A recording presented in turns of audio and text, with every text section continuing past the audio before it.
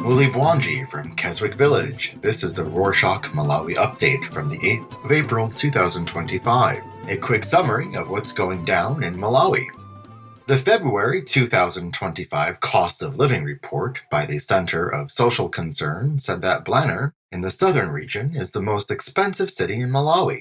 They said residents need to have around 916,000 kwacha per month, which is about $530, to provide the most basic needs for a family of 6. The cheapest urban center was Karonga in the northern region, with a cost of living of about 590,000 kwacha, which is about $340.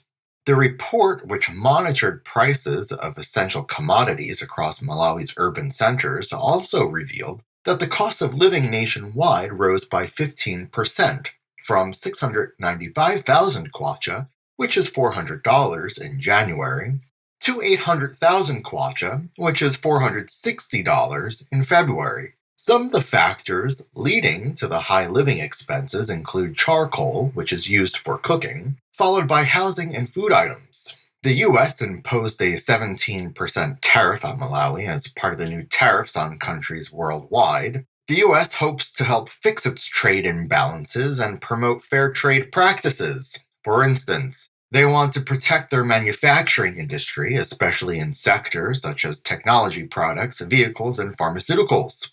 When local media asked the Ministry of Trade and Industry what its next move would be, Patrick Bota, the Trade Ministry's spokesperson, said they are yet to take any action. Bota said they had seen the U.S. decision on social media, and they are waiting for official communication from them. However, local experts warned against wasting time and urged the government to start dealing with the issue immediately. In updates on the finance sector, on Friday the 4th, the Reserve Bank opened the country's first foreign stock exchange, called the Zidian Stock Exchange. Local news reported that delegates at the launch said that the exchange would help boost local economic growth, a huge contributing factor for achieving Malawi's 2063 vision, which aims to turn the country into a self-reliant nation. While the Reserve Bank was launching Zidian, the parliament passed the Financial Crimes Amendment Bill, which seeks to align the country's laws with the Financial Action Task Force's 40 recommendations. The 40 recommendations provide a comprehensive framework for combating terrorists, financing, money laundering, and the financing of proliferation. Malawi has been working to strengthen its system to stop financial crimes, including passing the Financial Crimes Bill. Recall that Malawi is a member of the Eastern and Southern Africa Anti-Money Laundering Group, which is one of the Financial Action Task Force-style regional bodies that promote the implementation of the force's recommendations.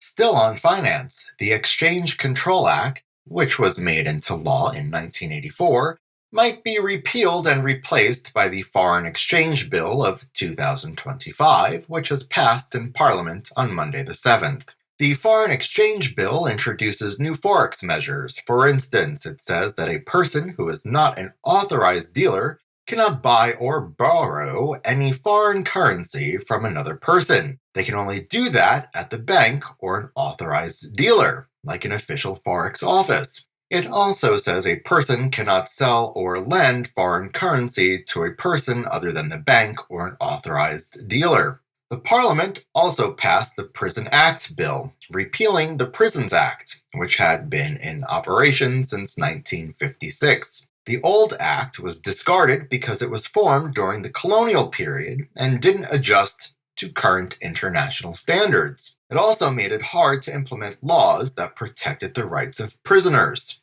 While presenting the bill in Parliament on Tuesday the 4th, Ezekiel Peter Chingoma, the Minister of Homeland Security, said the bill centers on human rights approach and ensures that local prisons align with international standards and treaties. The bill also includes provisions for the establishment of halfway houses, which provide supportive environment for ex-offenders to transition back into their communities. Stakeholders in the criminal justice system are optimistic that the new bill will bring much-needed reforms to Malawi's prison system. Some political alliances are starting to pop out as September presidential elections get closer. On Saturday, the 5th, local news said that the opposition parties, the United Transformation Movement, or UTM, the United Democratic Front, or UDF, and the Alliance of Democracy are currently in talks to form an alliance. According to the news, the talks are at an advanced stage. Felix Nawala, the spokesperson for UTM, and Labana Chilungo, the publicist for UDF, said they will be sharing the contents of their agreement with the public very soon. They also hinted at meeting another opposition party, the Democratic Progressive Party, the former ruling party, for a possible pact.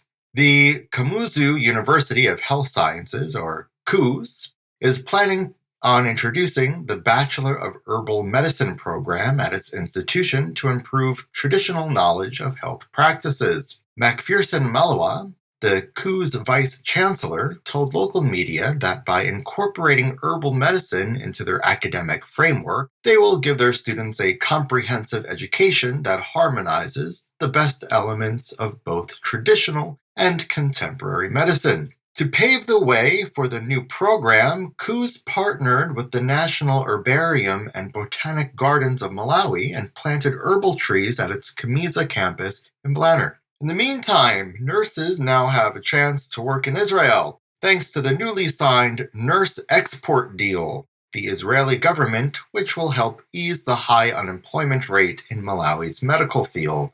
After the signing ceremony held on Monday the 7th, Sharon Haskell, the Israeli Deputy Minister of Foreign Affairs, told local news that the new agreement provides a framework for the government-to-government deal for labor exportation. Recall that in a previous episode, we mentioned that Malawi has another labor export deal with Israeli for farmers. When asked how many nurses would benefit from this new deal, the Ministry of Health couldn't give an exact number. They just said that a group of nurses would work in Israel for a specified period and then return home. In other news, the government revived some of its old buildings. On Thursday, the 3rd, the judiciary reopened the Mombezi Magistrate Court in Karadzulo district in southern region.